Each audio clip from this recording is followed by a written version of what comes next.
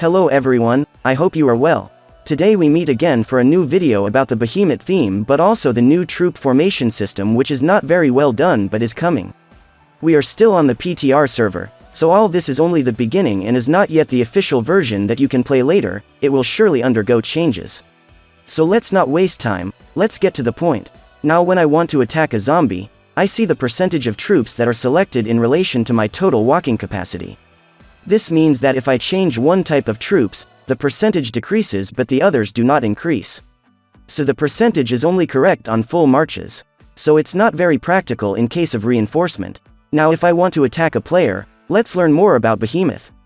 First things, the game automatically applies us a formation of 60% infantry, 20% riders and 20% hunters. Now, if I want to modify this formation, the game warns me that it is absolutely necessary to have this formation of 60%, 20%, 20% if I want Behemoth to be active. And because of the problems seen previously on the infected, even with this formation, if I do not have a complete march, the game does not understand that my formation is good, whereas I have the good formation. And if you look at the same place as the previous message, now they add that at least 50% of your troops must be T10 or higher. This means that it can be online even in states that are very young and have not unlocked the Plasma 5 level, for example. But of course, I tried anyway, we're here to test after all. So as I said in the first video, which I invite you to go and see, the link is in the description, whether Behemoth is in your attack or not you get the bonuses. So the formation doesn't change that either. But if you don't respect the mandatory formation or if Behemoth is not present in your team, then these skills won't work. You can see this in the battle reports by clicking on Behemoth skills. On the left is your Behemoth or the one of your team, and on the right the one of your opponent. All this for the moment only concerns the solo attacks.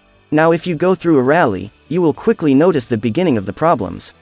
Behemoth is purely personal. This means that if in a rally, the leader uses his Behemoth that he has maximized like crazy, the troops of the people joining the rally will still get the benefit of the stats, but if they don't have a Behemoth, then their troops won't get the skill benefits of the leader. The troops of people who join will get the skill advantage of their own Behemoth. In summary, free-to-play players risk being excluded from capital, bunker or SVS events.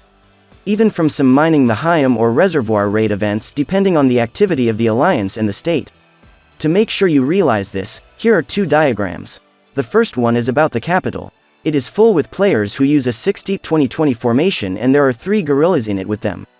Guerrilla skills should work, right? No, no and no. Because a tower will pass by and it will hurt enough troops that you won't have a full march or 60-20-20 when you reinforce. So this system must be changed.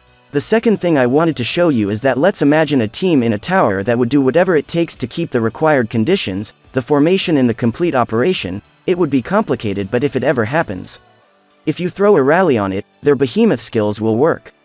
But a simple truck can prevent the skills of their guerrilla.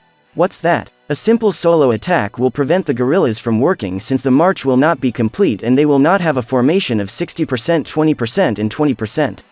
That's it for today. If you have any questions, come in comments. Don't forget to subscribe so you don't miss the rest.